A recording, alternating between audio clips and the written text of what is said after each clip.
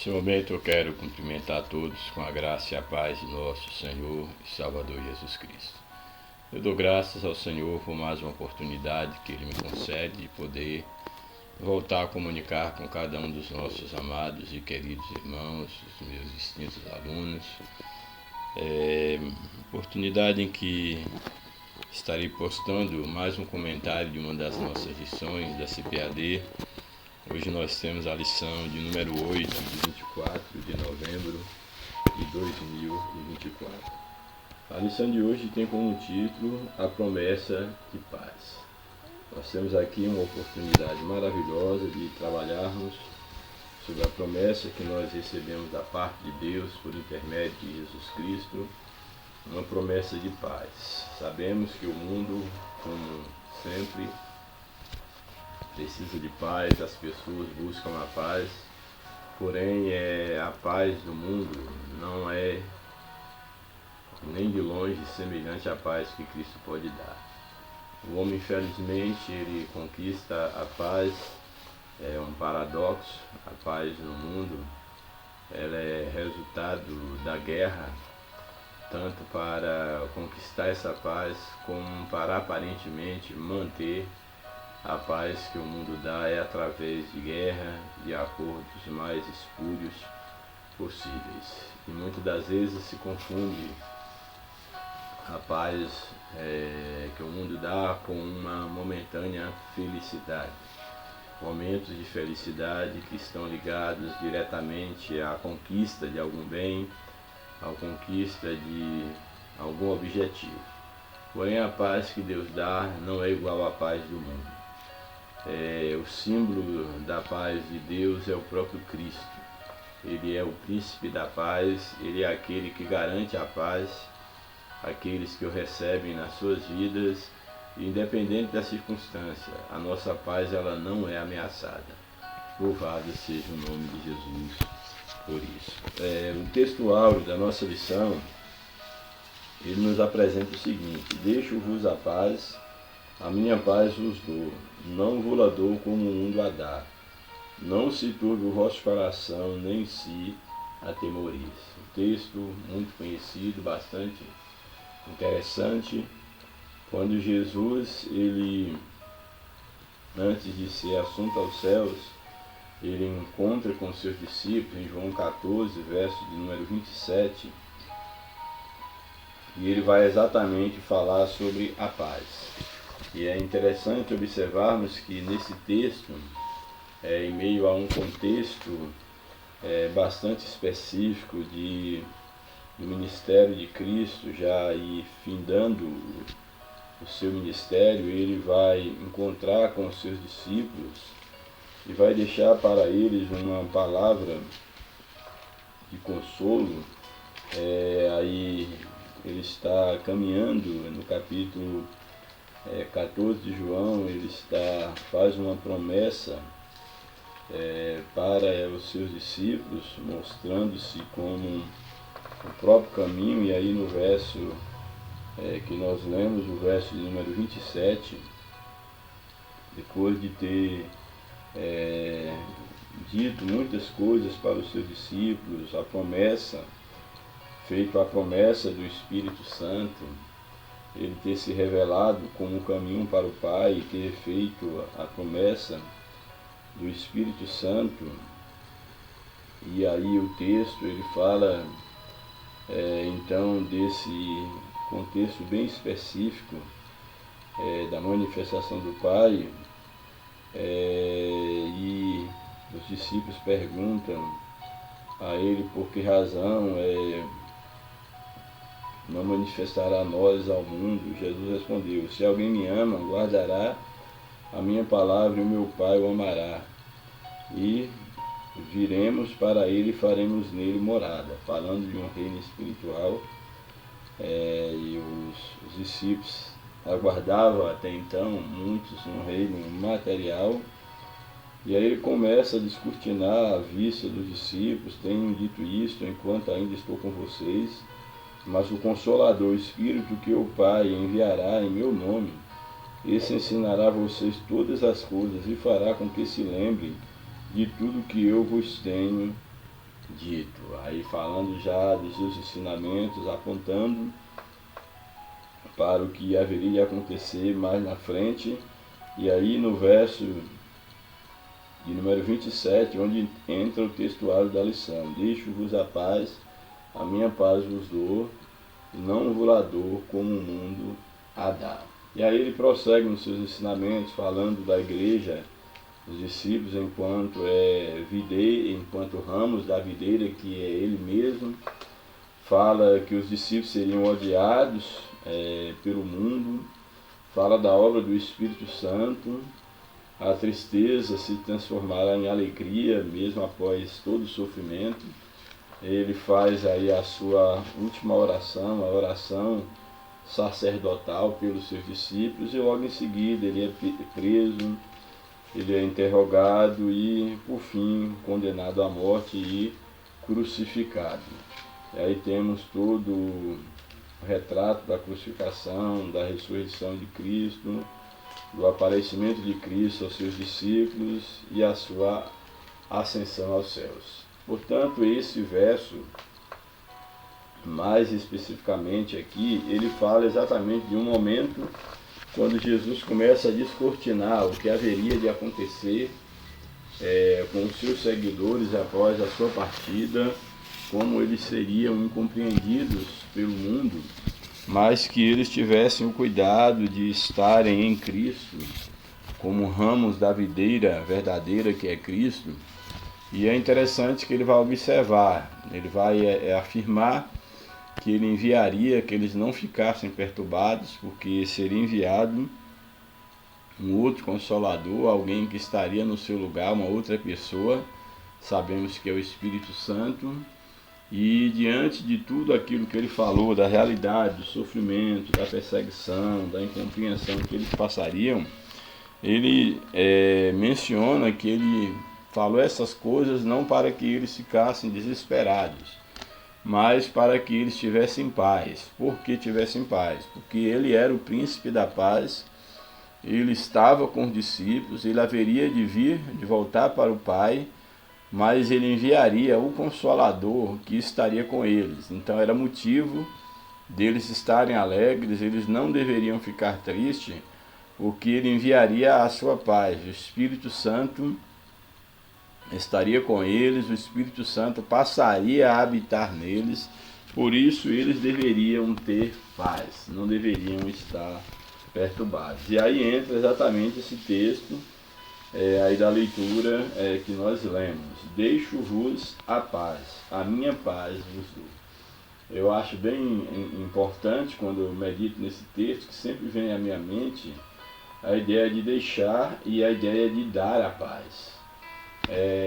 Se nós formos olhar dentro de uma leitura simples, a gente percebe que você pode deixar algo com alguém e depois deixar por um tempo e depois requerer essa coisa de volta, porque o fato de deixar algo com alguém não significa que necessariamente essa coisa deixada, esse objeto, tenha sido dado à pessoa, pertence à pessoa. Mas é importante porque Jesus diz assim: olha, eu deixo-vos a paz. E logo em sequência ele diz: olha, a minha paz eu vos dou. Não só apenas deixo, mas eu dou paz a vocês. E aí a segunda parte do texto ele diz: não vos la dou como o mundo dá. Falei no início qual é a forma que o mundo dá a paz, qual é a forma que o homem consegue a paz. É uma paz a troco de alguma coisa, uma paz conquistada por meio da guerra, que é o que nós sabemos, como as nações conseguem conquistar a paz, é através da força, e para mantê-la também através da força. Paz essa que pode ser perdida, pode ser perturbada a qualquer momento. Porém, Jesus ele diz que a paz que ele dá não é uma paz semelhante a essa paz do mundo, que para mantê-la é necessário você manter continuamente a força e subjugado todos aqueles inimigos que podem ameaçar, que pode tirar a paz, sendo que a paz do mundo é uma paz momentânea. E aí ele fecha esse texto dizendo, olha, não se turbe o vosso coração, ou seja, não fiquem perturbados diante das dificuldades, diante do que vocês passarão, diante do cenário que eu descortinei diante de vossos olhos, não fiquem perturbados e nem se atemorize, exatamente porque vocês terão a minha paz dentro de vocês, louvado seja o nome do Senhor. E é sobre essa promessa de paz que a lição irá tratar. A verdade prática da lição nos afirma o seguinte: a paz do Senhor Jesus traz quietude e calma para a nossa alma, principalmente nos momentos difíceis da vida. Aqui pode parecer um paradoxo, paz e momentos difíceis, mas a paz que Deus dá, a paz espiritual, ela não é uma paz que está ligada, que depende, que pode ser alterada pela circunstância dessa vida. Sabemos que muitos, para manterem a sua aparente paz, felicidade, eles precisam que as coisas à sua volta estejam contribuindo para isso. Eles têm necessidade, por exemplo, de que tenha um bom emprego, saúde, bens financeiros, que não esteja faltando nada para eles terem uma vida de paz. Porém, é importante nós observarmos aqui, e a lição deixa isso de forma muito bem clara, que a paz que o Senhor Jesus traz é uma quietude, é uma calma para a nossa alma. Ou seja, a nossa paz, ela não depende de nada externo. Ela não está ligada a essas coisas que eu acabei de falar, que condiciona a paz do mundo, que é você ter tudo sobre o seu controle.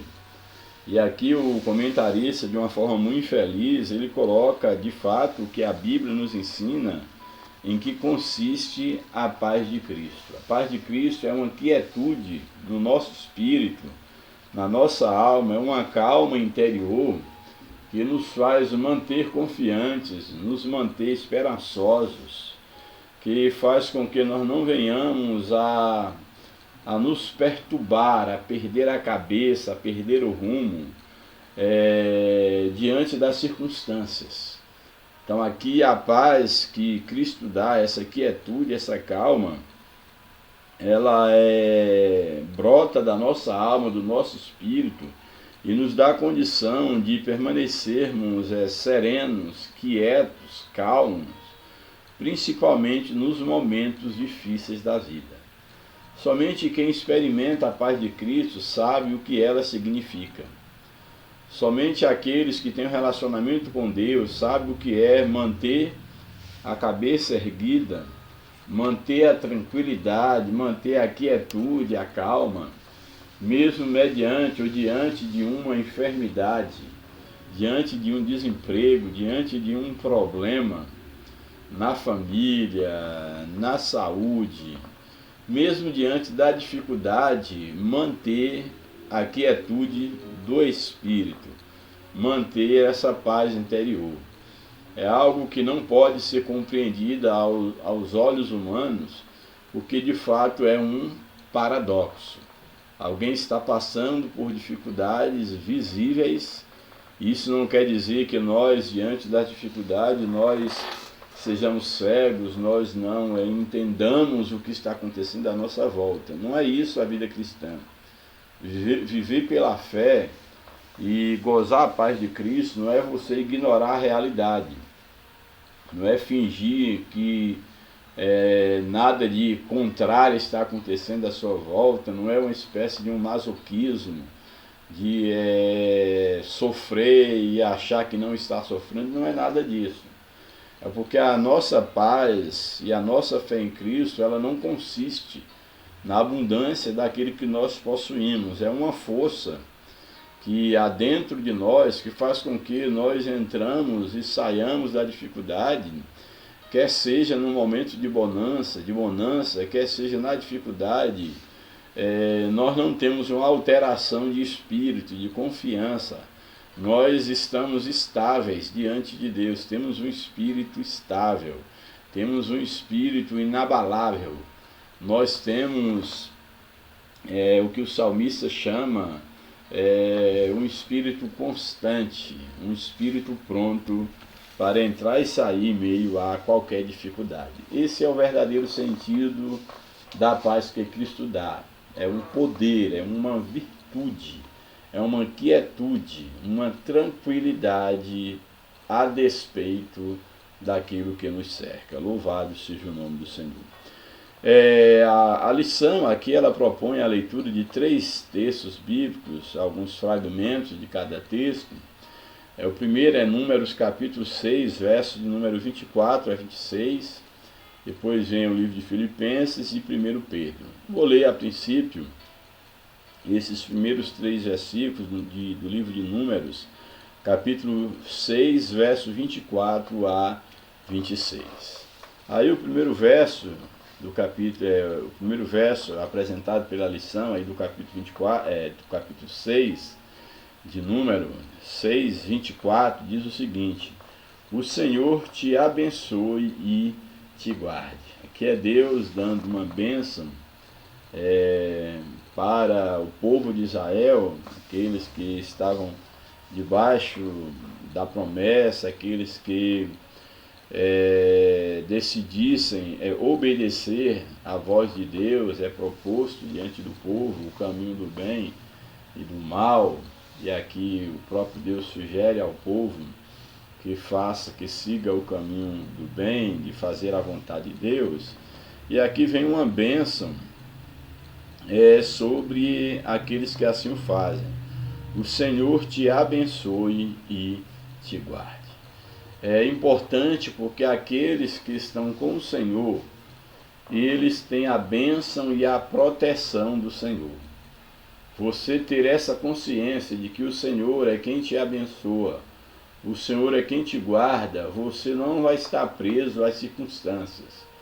Você não vai estar necessariamente medindo a sua vida por aquilo que está acontecendo à sua volta, porque você sabe muito bem que o Senhor a quem tu serve é aquele que te abençoa, é aquele que te guarda. É isso que Deus está dizendo à nação de Israel: o Senhor te abençoe, o Senhor te guarda. Verso 25: o Senhor faça resplandecer o seu rosto sobre ti e tenha misericórdia de ti.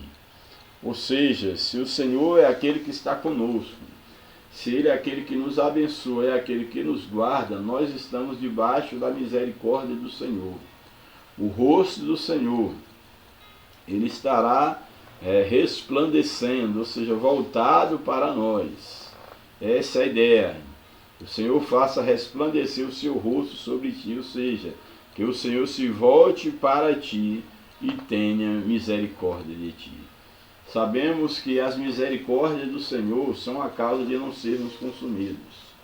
A única possibilidade de mantermos a paz interior, de mantermos a confiança, a calma, a quietude no espírito, e não nos desesperarmos diante das ameaças do mundo, diante das aflições que o mundo nos apresenta, é exatamente porque o Senhor, Ele tem levantado e Ele está com o seu rosto voltado para nós, e Ele tem tido misericórdia de nós. E as misericórdias do Senhor são a causa de não sermos consumidos.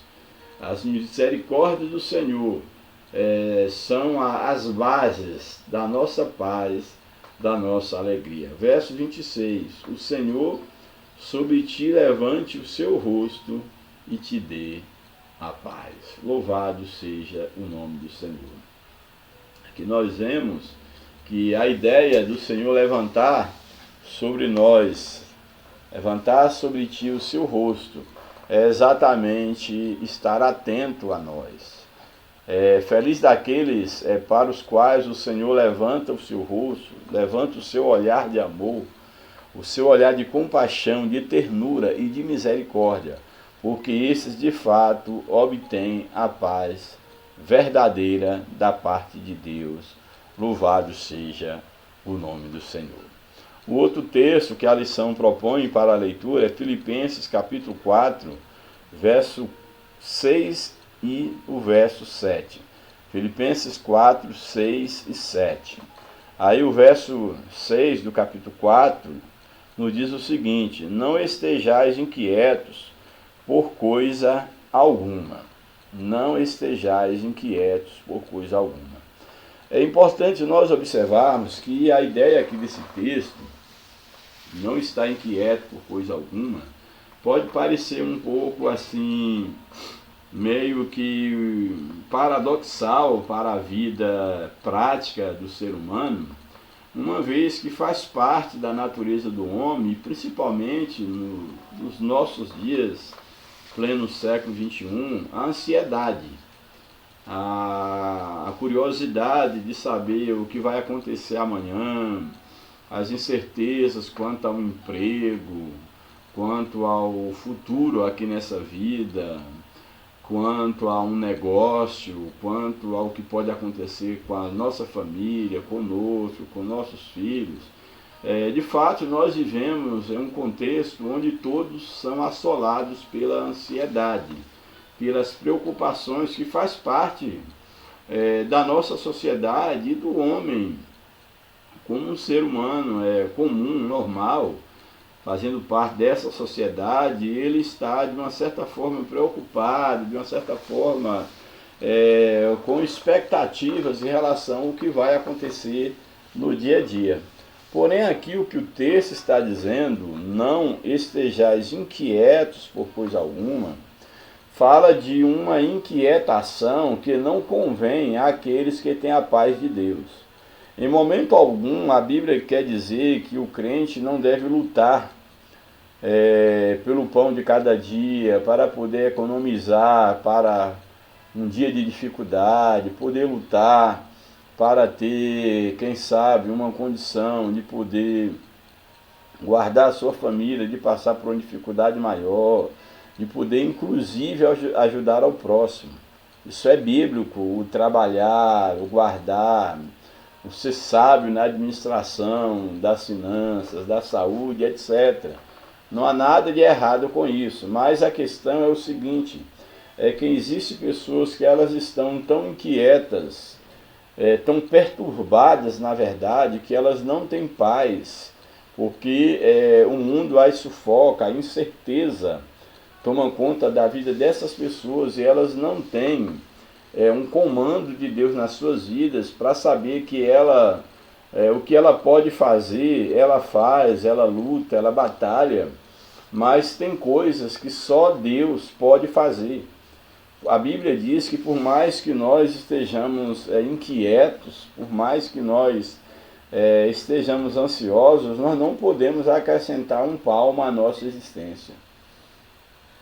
Isso não quer dizer que aquela parte que compete ao homem fazer, que ele não deva fazer. Pelo contrário, você deve sim lutar para fazer tudo aquilo que está ao teu alcance. Tudo aquilo que depender da tua inteligência, da sua força, do seu vigor, da sua saúde, da sua sabedoria, da sua intelectualidade, dos seus dons, das suas potencialidades, você deve fazer. Você não deve ser um preguiçoso. A Bíblia manda o preguiçoso, o acomodado, a Bíblia manda ir ter com a formiga, trabalhar. Mas a questão aqui é nós entendermos que existem coisas que estão além das nossas possibilidades. Existem coisas, existem inquietações que não competem a nós. Deus, ele é soberano, ele é o Senhor da história. Então aqui esse texto aqui em Filipenses, que é essa carta que fala, a carta da alegria, da paz, que traz a questão do conforto, da parte desses ensinamentos, diz o seguinte, que não estejais inquietos por coisa alguma, ou seja, que o nosso espírito não fique inquieto a ponto de perder a nossa paz. Existem pessoas que elas estão vivendo hoje já pensando no amanhã, pensando no próximo ano, elas não conseguem mais dormir porque elas não têm paz, elas são inquietas, elas não têm um ponto de conforto, elas não têm um amparo, não têm um norte, elas não descansam em Deus, Exatamente porque eles faltam a paz de Cristo. Porém, quando nós lemos aqui no início que a paz, essa quietude do nosso espírito, é para nós sabermos até onde nós devemos nos preocupar, até onde nós devemos lutar, e aquilo que não depende mais de nós, simplesmente nós devemos descansar na paz de Cristo, descansar no Senhor. É isso que Paulo está ensinando aos filipenses. Olha, não estejais inquietos, perturbados, podemos dizer assim, por coisa alguma. Antes, ele coloca na sequência, as vossas petições sejam em tudo conhecidas diante de Deus. Ou seja, a coisa está difícil, tem algo que você vê que não depende do seu braço, não depende da sua capacidade, não depende da sua força, que o homem não pode fazer. A Bíblia diz que nós devemos lançar os nossos cuidados aos pés do Senhor. Então o ensinamento aqui é que diante de situações como essas, que venham nos perturbar e que não temos o poder de fazer nada, que nós devemos lançar as nossas petições diante de Deus. Que em tudo as nossas petições sejam conhecidas diante de Deus, é o que o texto ensina.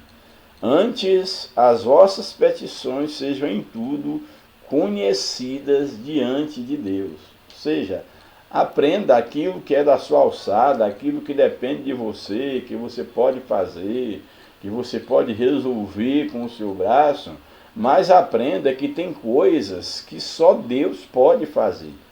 E aqui o escritor está nos ensinando que ao invés de ficarmos inquietos, perturbados diante de coisas que não temos a capacidade de resolver, que nós devemos apresentá-las diante de Deus. Faça conhecida diante de Deus todas as suas necessidades. E aí ele diz de que forma? Pela oração e súplica com ações de graça. Ou seja, o que compete a você diante de momentos que você sabe que não pode fazer nada é orar. Orar a Deus é suplicar a Deus. Eu acho interessante que o texto fala de oração, de súplicas, mas acompanhado de ações de graça. O ato de orar aqui fala da comunicação com Deus, fala de você derramar seu coração diante de Deus, você dialogar com Deus, você apresentar a sua causa. E aqui ainda fala em súplica. A ideia de suplicar é quando você não tem mais nenhum recurso, então você agora vai clamar, você vai suplicar, mas o texto, ele fecha o finalzinho, dizendo que tudo isso você já deve fazer com a ação de graça. Ou seja, já agradecendo a Deus pelo que Ele fará.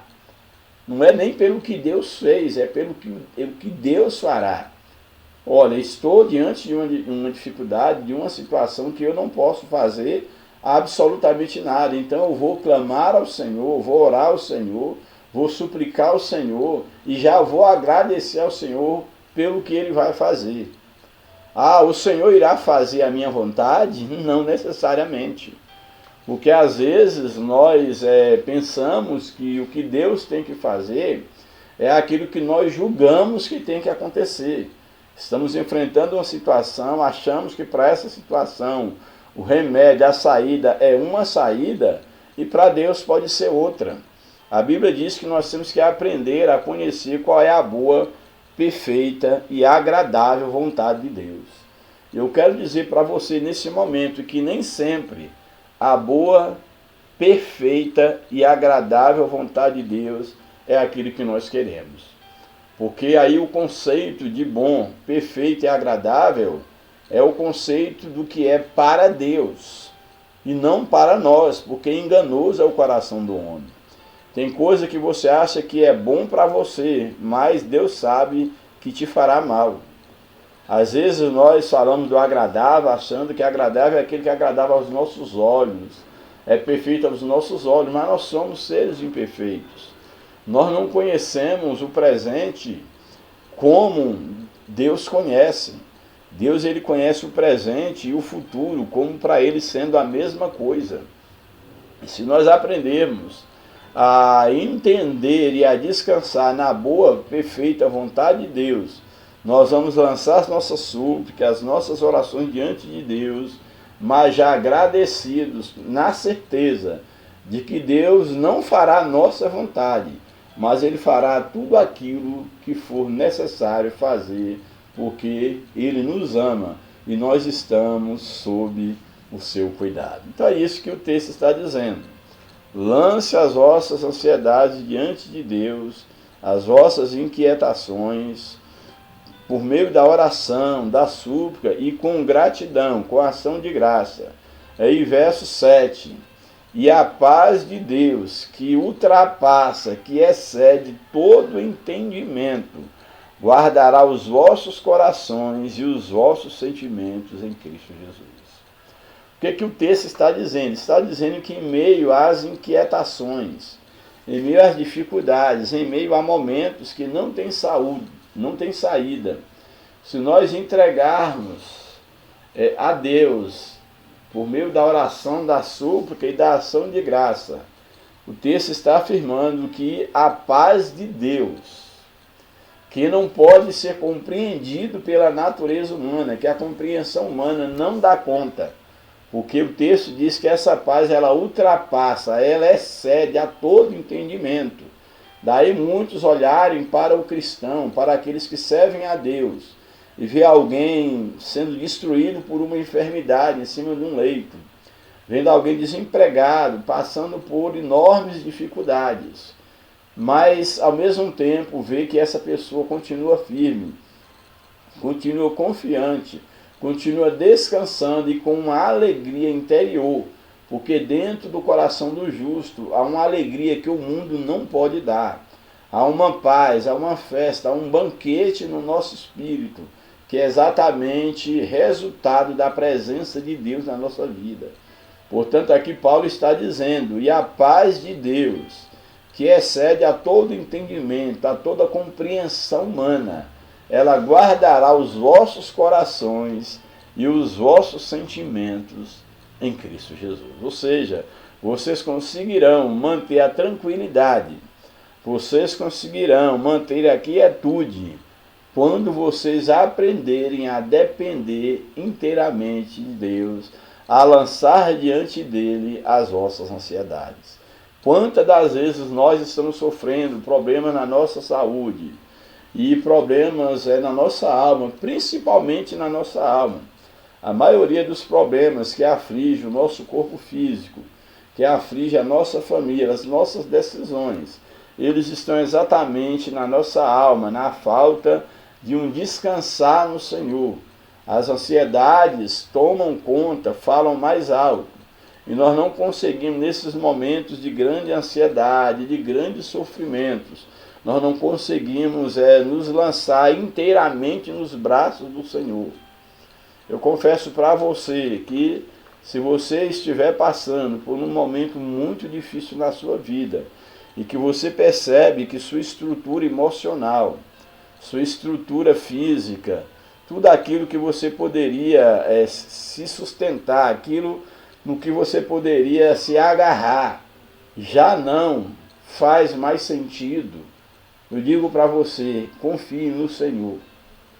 Faça conhecida diante de Deus com clamor, com súplica.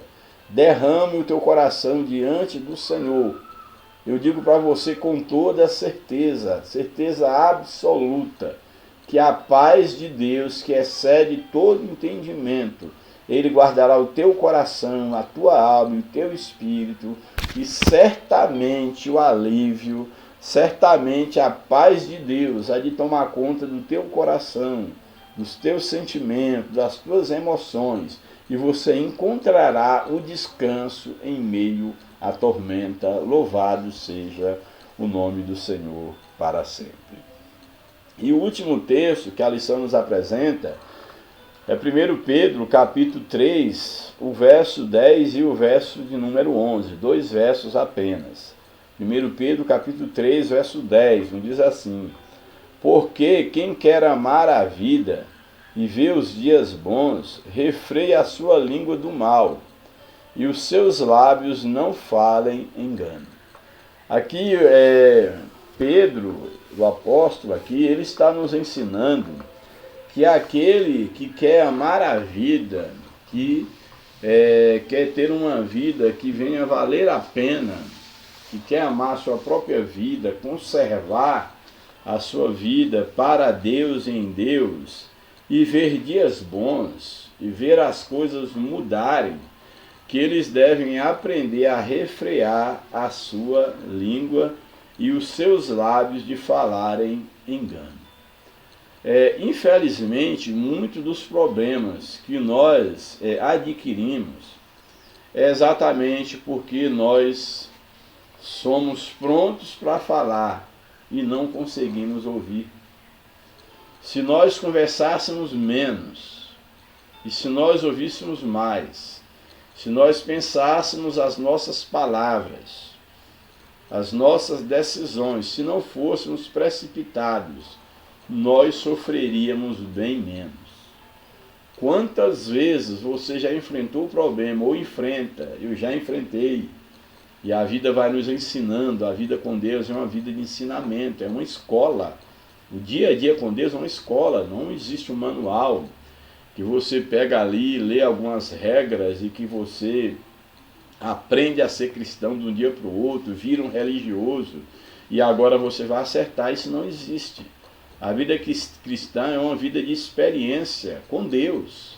E como toda experiência ela é individual, você tem que viver essa vida. Você tem que desenvolver as suas experiências com Deus. E uma das coisas que nós aprendemos com a palavra de Deus, na vida com Deus, é que nós devemos procurar conversar pouco. Nós devemos falar apenas o necessário. Vigiar bem a nossa língua, as nossas palavras, refrear a nossa fala, os nossos lábios, não sermos precipitados. Às vezes até ser tidos como pessoas bobas, às vezes não querer ser o primeiro a dar opinião, ou às vezes até sofrer o dano, desenvolver o que chama hoje de uma inteligência emocional, e eu diria mais do que a inteligência emocional, desenvolver uma inteligência espiritual, para ver que em vários momentos, eu diria que na maioria dos momentos que nós estamos vivendo, e no meio social, os mais diversos meios, inclusive a igreja, a melhor coisa que nós fazemos é ficar quietos, é ficar calados, omitir a opinião muito pouca. Só quando estiver em jogo a santidade da palavra de Deus, da igreja, estiver em jogo a nossa identidade, os nossos princípios, sim, mas no que depender de nós, nós temos que fazer o máximo para falar pouco. Aprender a ficar quieto. Se o ambiente se tornou um ambiente tão tóxico, tão difícil, carregado de maldade, de malícia, de pessoas que perderam o temor de Deus, e é o que nós estamos vivendo na atualidade, pessoas que agem como se determinadas atitudes, como se aquilo que estivesse acontecendo à nossa volta, no nosso país, fosse tudo normal, quanto ao tratamento da justiça, a normalização da corrupção, do pecado, da injustiça, da imoralidade, a destruição da educação, a destruição da família, tudo aquilo no mundo, para aqueles que têm o Espírito de Deus, sabe que o nosso mundo está de cabeça para baixo. O homem tem se distanciado de Deus, inclusive muitas religiões, muitas igrejas têm pecado contra Deus e devem urgentemente voltar-se para Deus, pedindo perdão para que ela possa voltar a ocupar o papel de sal da terra, luz do mundo. A nossa nação tem pecado contra Deus. É necessário que nós também venhamos a pedir perdão pela nossa nação e que nós tenhamos consciência que o ambiente no qual nós estamos inseridos, seja qual for o ambiente, na sua maioria é composto de pessoas que já se conformaram com esse mundo. E muitas das vezes, para você ter a sua identidade, para você ter uma vida de paz, para você de fato amar a vida, para você amar a vida, como o texto diz aqui, quem quer amar a sua vida e ver dias bons, você deve aprender a refrear a sua língua, a entrar, sair, falar só o necessário, quando necessário, dar o seu exemplo do seu caráter, da sua fé, da sua ética cristã, mas não está querendo entrar em questões alheias e nem se desgastando com quem não quer nada com Deus, com o mundo que não tem como regra de fé e prática a palavra de Deus. Por que eu vou me desgastar? Por que eu vou brigar? Por que eu vou fazer questão? Quando o homem, no uso do seu livre-arbítrio, da sua liberdade, ele preferiu e prefere expulsar Deus do seu coração. Ele perdeu o temor de Deus, perdeu a sensibilidade espiritual. E agora eu vou querer com a língua mudar as coisas, com a língua querer convencer as pessoas. Eu não faço isso mais nem dentro da igreja, nem dentro da religião. Eu quero convencer alguém, quem quer que seja. Quem convence o homem do pecado, do juízo, do erro, é o próprio Espírito de Deus. Se muitos, mesmo dentro da religião, já se conformaram com esse mundo, já viraram as costas para Deus, inclusive lideranças, que já perderam o total temor de Deus, já perderam o compromisso com Deus, imagine com a casa de Deus. Eu não vou ficar me desgastando, brigando, falando pelos cotovelos, porque isso só vai fazer com que eu perca o amor, prazer de viver e também de desfrutar bons dias. Eu não posso me desgastar com isso. É interessante que alguém diz que Deus, ele nos deu 2 ouvidos, 2 orelhas e apenas uma boca, para nós aprendermos a ouvir mais e falar menos. E eu tenho me esforçado e colocado como um exercício da minha sabedoria, não só a sabedoria emocional, da inteligência emocional, mas principalmente da inteligência espiritual, falar muito pouco. Tenho tentado, se eu tiver que falar muito, que eu fale da palavra de Deus, mas não de mim. Não que eu seja alguma coisa, ou que eu seja melhor do que ninguém. Eu tenho me esforçado para falar muito apenas da palavra de Deus. Então aqui o texto está dizendo, porque quem ama, quem quer amar a vida, a sua vida, e ver dias bons, refreia a sua língua do mal. De estar falando mal de alguém, de estar envolvendo em questões más, em ambiente maligno, tendo que estar debatendo, dando opinião, ou falando mal disso, daquilo outro, difamando um e outro. Então refreia a sua língua do mal e os seus lábios de falar engano. Hoje, quando você dá uma brecha para entrar numa roda de conversa de pessoas que não têm nenhum temor de Deus, você acaba mentindo, você acaba entrando, participando da roda dos escarnecedores, falando que não deve, comprometendo a sua fé, a sua autoridade diante de Deus. E quando você quiser, de fato, manifestar a ética divina, você já está enfraquecido, porque você falou mais do que devia. Você frequentou onde não devia frequentar. Você deu brecha, você usou a sua língua para falar mal, para aumentar uma fofoca, para poder falar mal de um colega de trabalho, um vizinho, um irmão da igreja. Seja lá o que for, você usou sua língua para falar mal, não para abençoar, e também para trazer o engano. Muitas das vezes nós, se não termos cuidado, nós somos levados a falar enganosamente a fim de manter a nossa posição no grupo, manter o prestígio, manter inclusive até uma posição que hoje faz parte da política do homem, da atualidade, derrubar o outro para tomar o lugar do outro, mas isso não é coisa de cristão. Nós temos a mente de Cristo. Portanto, quem quer amar a vida e ver os dias bons, refreia a sua língua do mal, e os seus lábios não falem engano. Aparte-se do mal e faça o bem. Se o ambiente é ruim, se o ambiente é mau, mas você tem que frequentar esse ambiente, porque é o ambiente do seu trabalho, da sua convivência, da sua família, da sua comunidade, você pode estar nesse ambiente e não estar. De que forma? Você está ali fisicamente, trabalhando, fazendo sua atividade, mas não está no sentido de participar das atitudes, daquilo que é promovido dentro desse ambiente. Então você pode sim se comportar desse jeito. Portanto, aqui diz o que? Que aquele que quer amar a vida, ter dias bons, aparte-se do mal e faça o bem. Ou seja, se todos falam mal, se todos têm uma ideia pervertida, que você seja diferente. Fale pouco, mas quando tiver de falar, fale com base nas convicções, na sua fé. Não negue o nome de Jesus, não negue a sua identidade.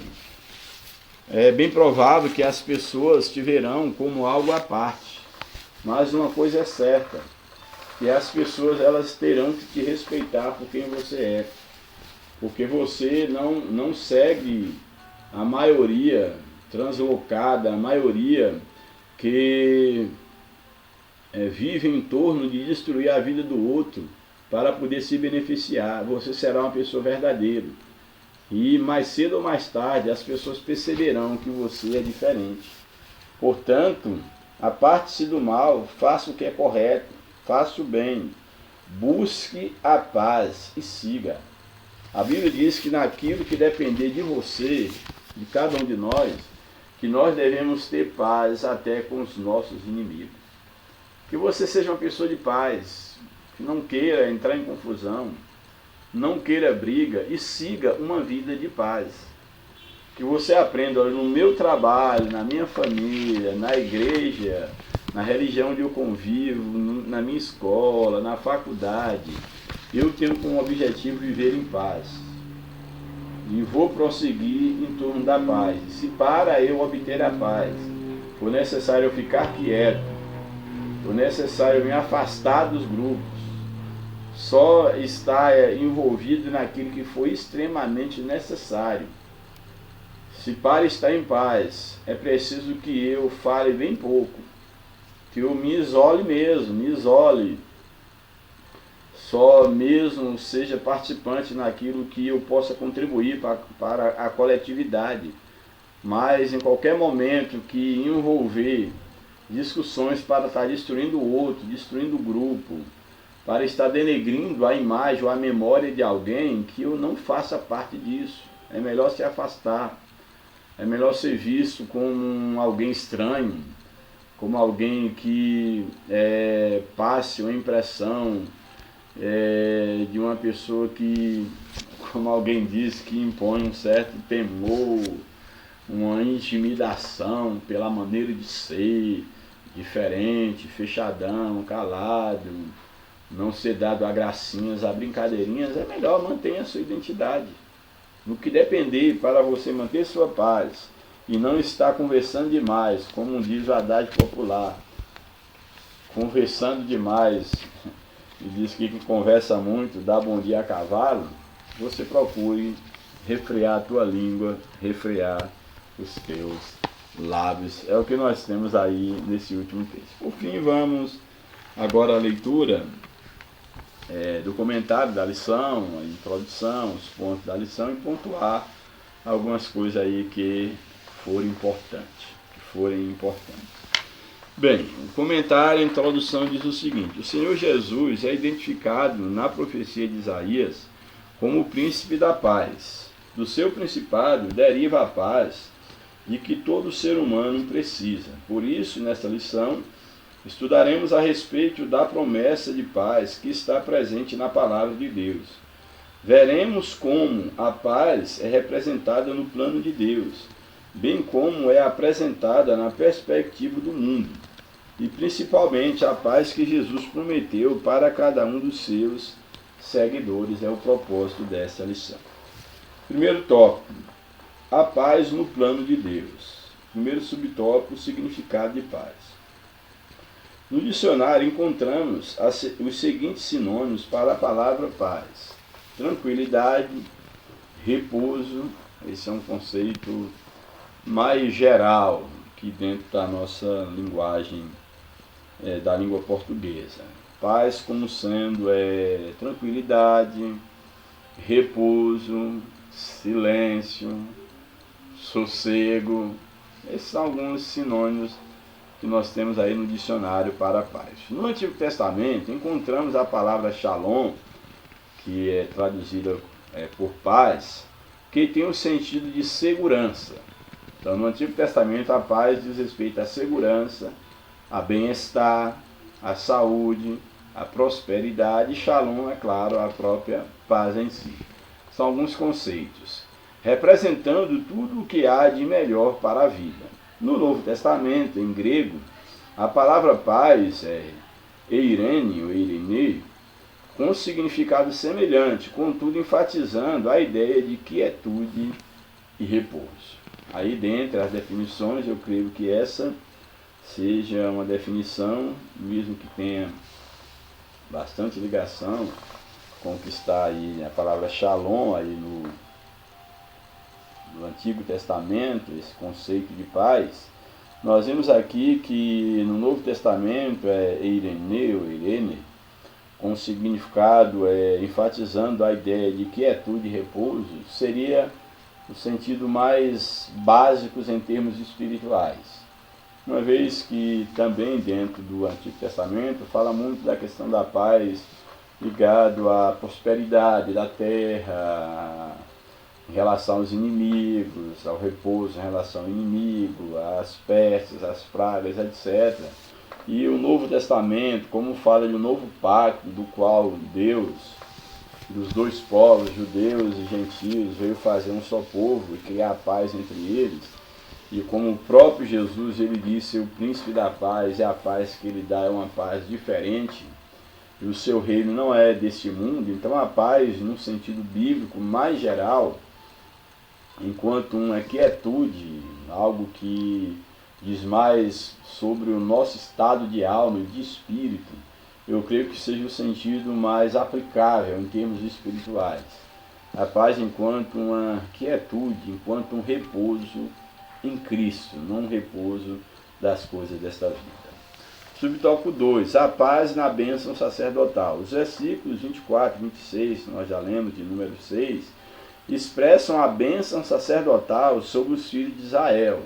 Eles obedecessem a Deus, essas bênçãos aqui os sacerdotes lançaram sobre aqueles que obedecessem. Entre a bênção de proteção está a bênção de proteção, de benevolência, de misericórdia. Entre essas bênçãos, todas essas de proteção, benevolência, misericórdia, encontrava-se também a bênção da paz.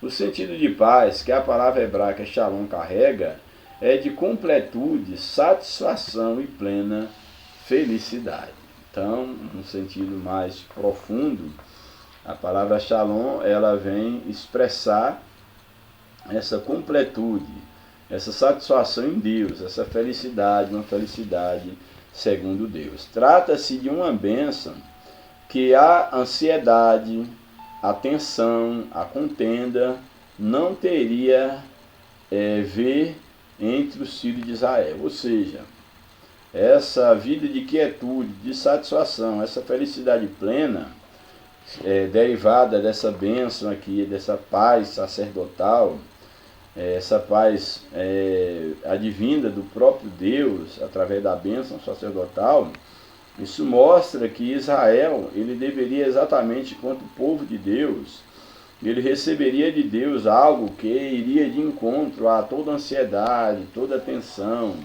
Seria uma completude para o povo de Israel, livrando daquela tensão pela falta de dependência de Deus.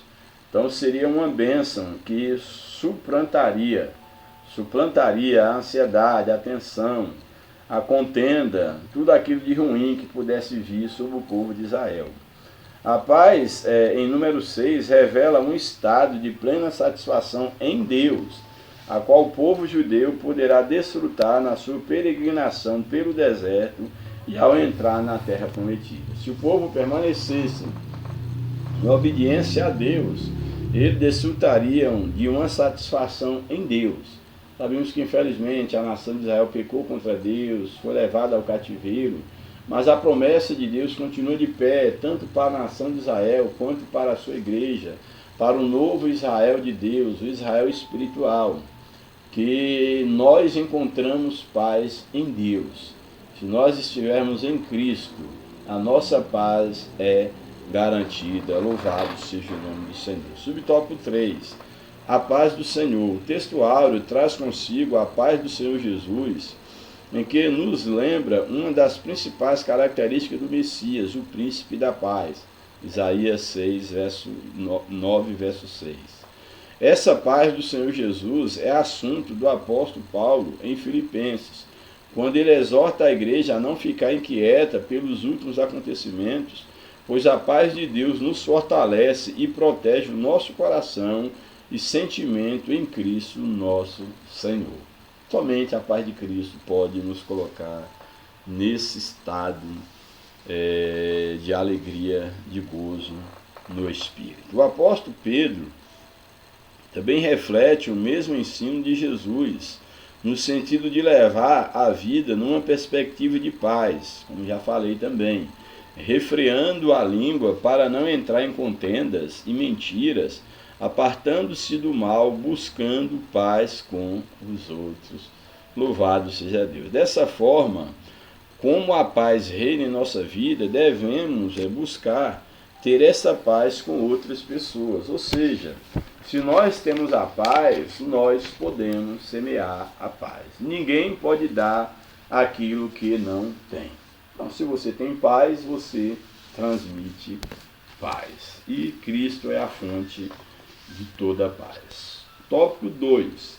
A paz ilusória do mundo. A paz ilusória do mundo.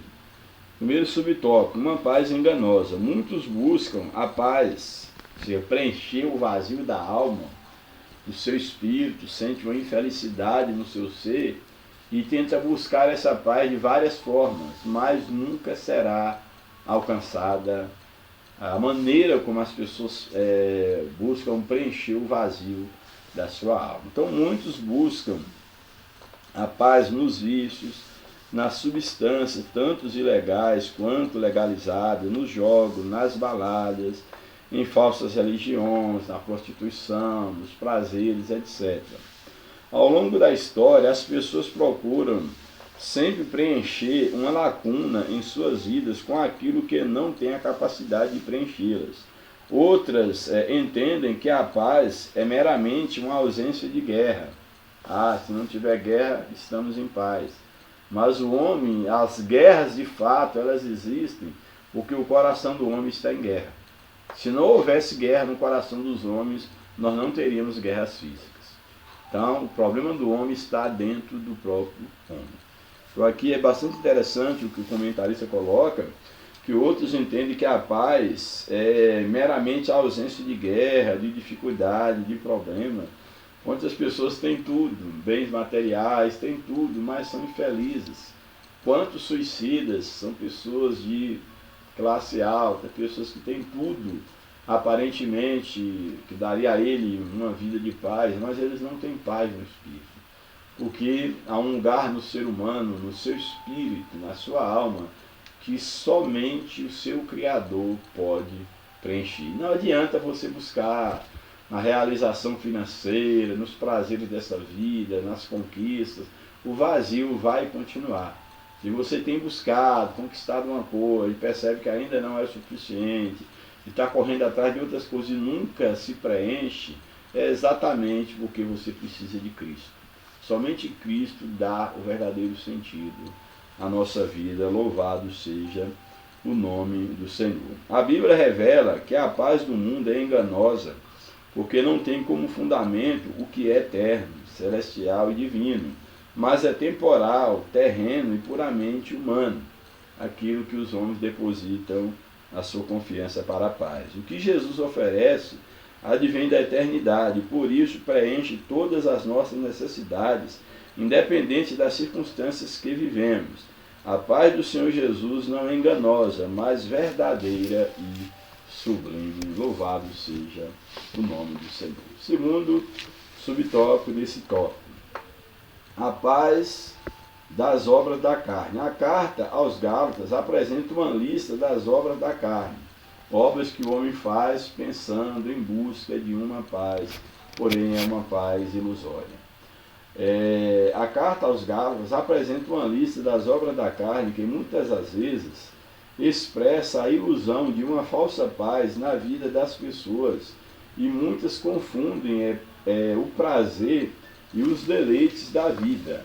Aqui no livro de Gálatas, capítulo 5, vale a pena nós lermos, esse livro, esse texto, ele vai falar sobre essa paz momentânea, carnal, que o homem busca. Gálatas 5, 19 e 21. Nos diz assim, Gálatas 5, 19 ao 21. Nos diz assim a palavra de Deus: ora, as obras da carne são conhecidas e são. Quais elas? A imoralidade sexual é uma paz ilusória, a obra da carne.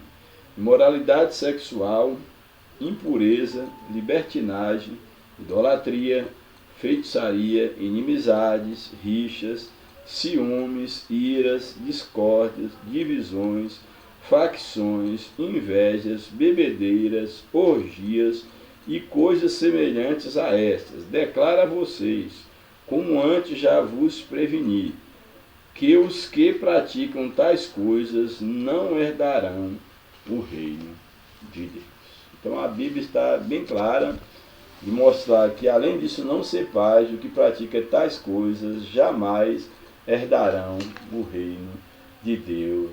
Louvado seja o nome do Senhor. E aqui, logo na sequência, interessante que aqui fala sobre a verdadeira paz. Eu vou ler logo esse texto, pode ser que ele não apareça aqui, então vou aproveitar o momento para ler sobre a verdadeira paz. E aí na sequência, no verso 22, mas o fruto do Espírito, aquilo que vem de Deus, o que Deus oferece, é amor, alegria, paz, longanimidade, benignidade, bondade, fidelidade, mansidão, domínio próprio. Contra estas coisas não há lei. E os que são de Cristo Jesus crucificaram a carne com as suas paixões e os seus desejos. Aí o verso 25, se vivemos no Espírito, andemos também no Espírito. Não nos deixemos possuir de vanglória, provocando uns aos outros, tendo inveja uns dos outros. Então, quanto a essas partes do fruto do Espírito, a Bíblia diz que contra essas coisas não há lei. É exatamente a verdadeira paz que Cristo pode dar. Louvado seja o nome do Senhor para sempre. Na verdade, é uma satisfação, a paz mundana, as obras da carne, é uma satisfação que ocorre por meio dos sentidos e logo se volta ao estágio de necessidade anterior. Assim, quem vive na prática das obras da carne imagina que desfruta de uma pretensa paz e, como consequência, pensa que vive uma vida feliz. Lê do engano. É impossível desfrutar da verdadeira paz que o Senhor Jesus oferece quando se viva na prática do pecado. Quem vive assim está se enganando, atendendo à vontade do mundo, da carne e do diabo. Quem anda seguido pelas obras da carne. Terceiro subtópico, uma falsa paz. Ensinando a igreja em Tessalônica a respeito do dia do Senhor, o apóstolo Paulo escreveu: pois que, quando disserem, aí que falando sobre a questão da grande tribulação, dia do Senhor, Paulo escreve aos irmãos em Tessalônica: quando disserem, haja paz e segurança, então lhes sobrevirá repentina destruição, porque o mundo não tem paz. Como as dores de parto àquela que está grávida, de modo nenhum escaparão dessa destruição. 1 Tessalonicenses 5,3. Aqui somos lembrados de uma falsa paz que haverá na grande tribulação. O anticristo irá prometer essa paz. Então aqui nos lembra dessa falsa paz. Uma paz superficial, frágil e apenas aparente. Quem se compromete com a falsa paz não saberá discernir os tempos de oposição, tanto no presente quanto no futuro. Muito interessante. Aqueles que não buscam a verdadeira fonte da paz, que é Cristo, viverão enganados no presente e serão enganados no futuro, quando o homem da iniquidade, o anticristo, surgir porque eles estão atrás de uma paz aqui nessa terra, de uma paz momentânea, visível, palpável, ligada a um conforto material.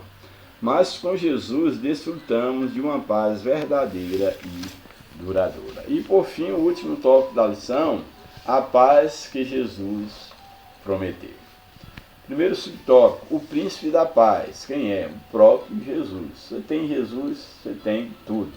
Quem tem Jesus tem a paz de Deus e com Deus. O príncipe da paz. O profeta Isaías teve a revelação divina das características do Messias prometido a Israel e ao mundo. Uma de suas principais características é ser o príncipe da paz. Isaías capítulo 9, versos 6 e 7. A vinda do Messias trará uma paz que o mundo não conheceu. Os evangelhos apresentam o Senhor Jesus, o nosso Salvador, como esse príncipe da paz. Seus discípulos não podem desfrutar hoje dessa paz. Seus discípulos podem, melhor dizendo, desfrutar hoje dessa paz que só Ele pode dar. Seu principado assegura-nos a verdadeira paz. Ou seja, o governo de Cristo sobre a igreja, sobre a vida dos que creem nele, assegura a esses uma verdadeira e duradoura paz. Louvado seja Deus. Paz que deve nos acompanhar como seguidores de Jesus, onde colocarmos os nossos pés. Louvado seja Deus. Tenham paz com Deus, graças a Deus. Subtópico 2, uma promessa redentora. Em Gênesis, a paz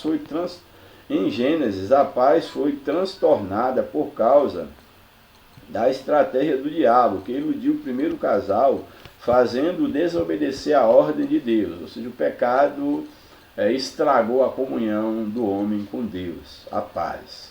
Nesse contexto, Deus prometeu redimir o ser humano por meio da semente da mulher, que é uma profecia lá em Gênesis 3, que apontava para o descendente da mulher, que esmagaria a cabeça de Satanás, e esse descendente é Cristo, que já veio, cumpriu sua missão, morreu, ressuscitou e há de vir buscar a sua igreja. Essa promessa se cumpriu em Cristo, reconciliando-nos, estabelecendo a nossa paz com Deus.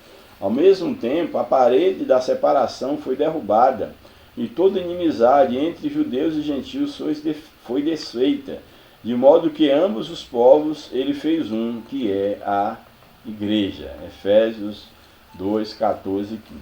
Por isso, no Novo Testamento há várias referências que nos mostram que a paz de Cristo está ao alcance de todos que nele creem. Essa paz estará conosco, Filipenses 4:9. Dominará os nossos corações, Colossenses 3:15. E como pessoas pacíficas desfrutaremos de verdadeira felicidade. Mateus 5, verso número 9. Terceiro e último subtópico.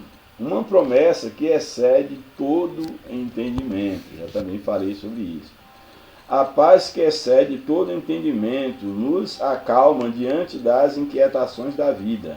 Essa paz acalmará o nosso coração, nos fortalecerá para resistir às intempéries diante de nós, assim como aconteceu com o apóstolo Pedro, que, mesmo preso numa cadeia típica do primeiro século, dormia um sono profundo e sereno. Pedro ali preso, mas descansava na paz de Cristo, mesmo sendo preso, mas a sua alma e o seu espírito não estava preso. Esse episódio está de pleno acordo com o que o Senhor Jesus prometeu.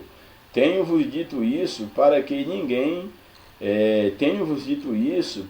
em mim tenhais paz. Quando ele falou sobre o que eles passariam no mundo, eles seriam dispersos quando ele fosse preso, que eles seriam perseguidos, mas que eles não estariam sozinhos, porque o Pai, assim como ele estava com o Pai, aqueles que estavam com ele, estaria também com o Pai. Daí a promessa de enviar o Espírito Santo. Então eles não estariam sozinhos, seriam dispersos.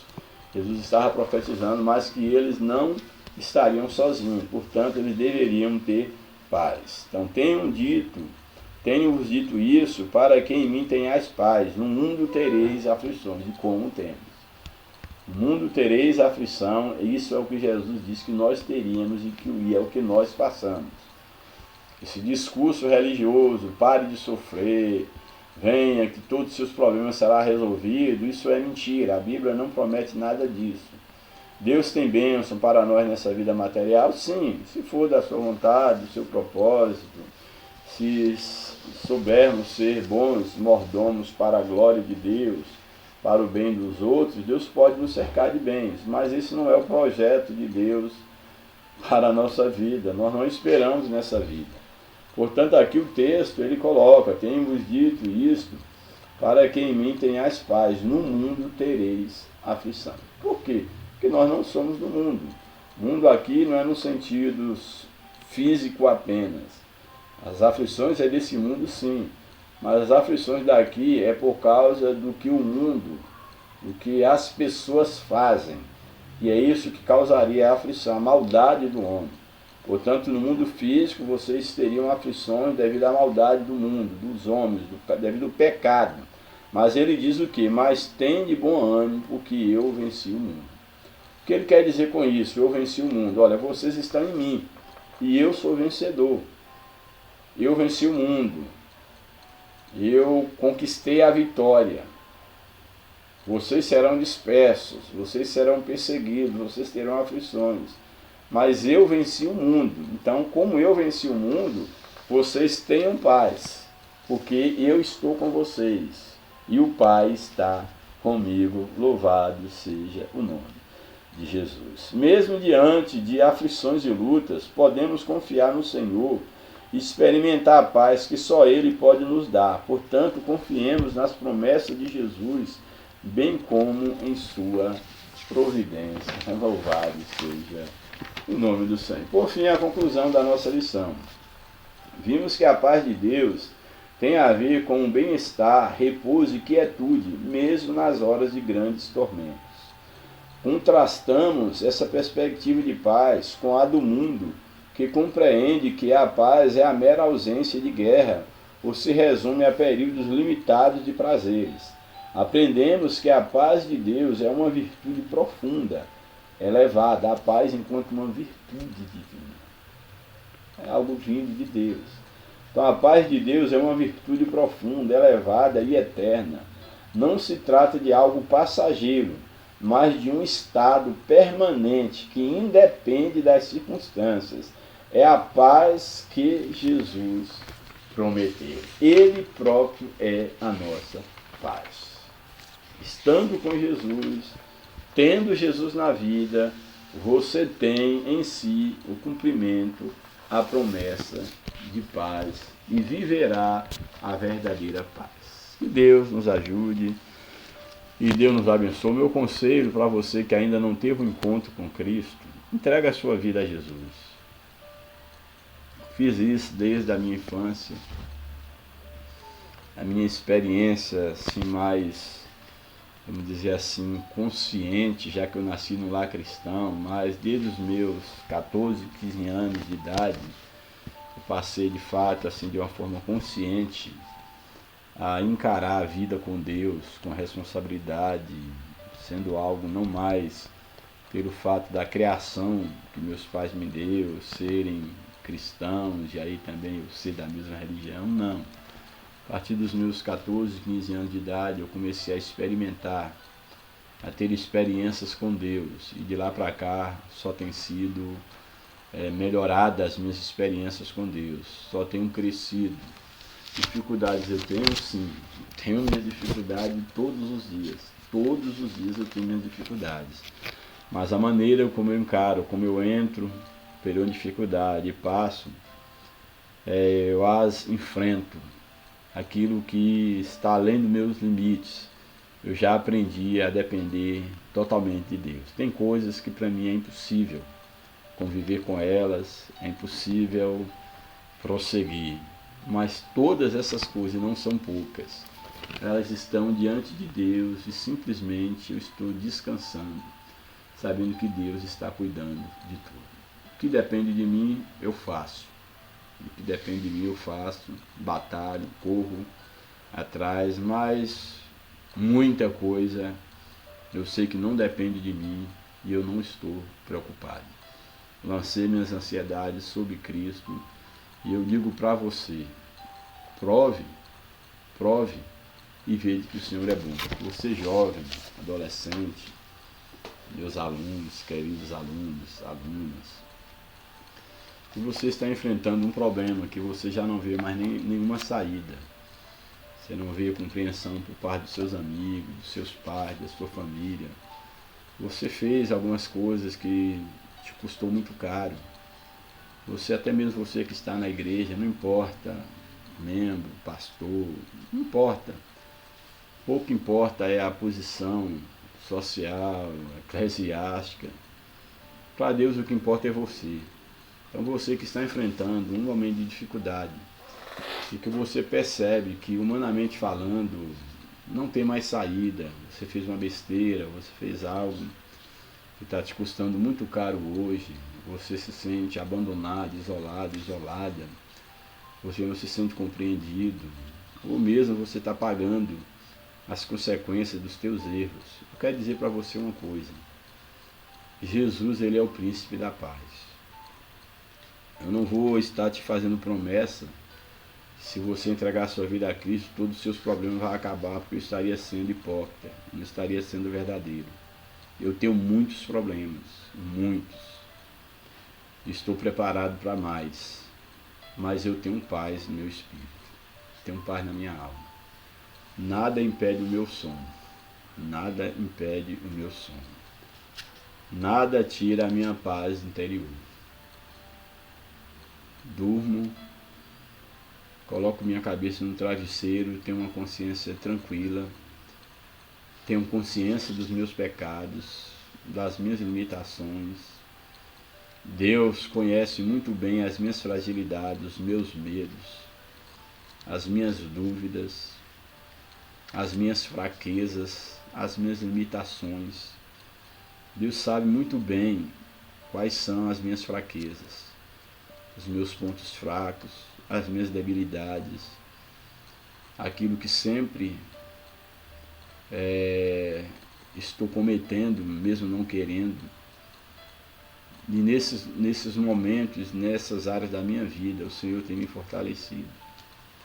E eu digo para você sem nenhuma hipocrisia, quando eu aprendi a depender de Deus inteiramente, eu tenho vivido os melhores momentos da minha vida. Aí você pergunta, então você está nos momentos de maior realização, que tudo está mil e uma maravilhas, você tem tudo à sua volta, as coisas estão fáceis? Não. Eu diria que nunca tive em circunstâncias que eu precisasse tanto da graça de Deus. Mas o poder de Deus se aperfeiçoa nas nossas fraquezas. Eu confesso para você que eu não trocaria outro estilo de vida pelo estilo de vida que eu tenho agora de dependência de Deus. Então, seja qual for o problema que você está passando, qual for o problema, pecado, coisas erradas ou atitudes que você tomou, seja na área espiritual, na família, no trabalho, seja lá o que for que você esteja passando, eu te digo que Deus, ele é o nosso socorro bem presente na angústia. Se você já perdeu todas as esperanças, se você não enxerga mais nenhuma saída, Jesus é a saída. Eu te garanto, se você entregar a sua vida a Cristo, Cristo te dará paz. Cristo, ele te dará paz em meio à tormenta. Não te garanto que a tormenta vai acabar. Pode diminuir, pode aumentar, mas uma coisa eu te garanto, que as tuas forças virão da parte de Deus. Não será o teu braço, não será o homem que irá te dar força para você vencer e trazer o que você mais precisa, que é paz no seu espírito. Mas Cristo, ele é a própria paz. Prove e você verá que o Senhor é bom. Que você se volte para Deus, entregue a sua vida a Deus. Estou falando de tornar religioso. Congregar num lugar onde ensina a palavra de Deus é necessário, porque você precisa ser alimentado, precisa ser instruído na palavra de Deus, não em religião, mas um lugar onde esteja próximo da palavra de Deus, onde ainda há pessoas verdadeiras, sérias, que ensinam a palavra de Deus, que cuide da tua alma, alguém com quem você tenha que sentar para conversar, prestar conta, dar satisfação, alguém que cuide de você. Isso é importante. O ser humano, ele é um ser gregário. Agora eu te garanto, o que você precisa não é o homem que te dará, é Cristo, o príncipe da paz. Que Deus te abençoe, que a paz de Deus invada o teu coração, que você entregue os teus caminhos ao Senhor, confie nele e certamente ele fará tudo o que você necessita. Que Deus os abençoe. Um abraço, graça e paz. Até a próxima oportunidade. Em nome de Jesus.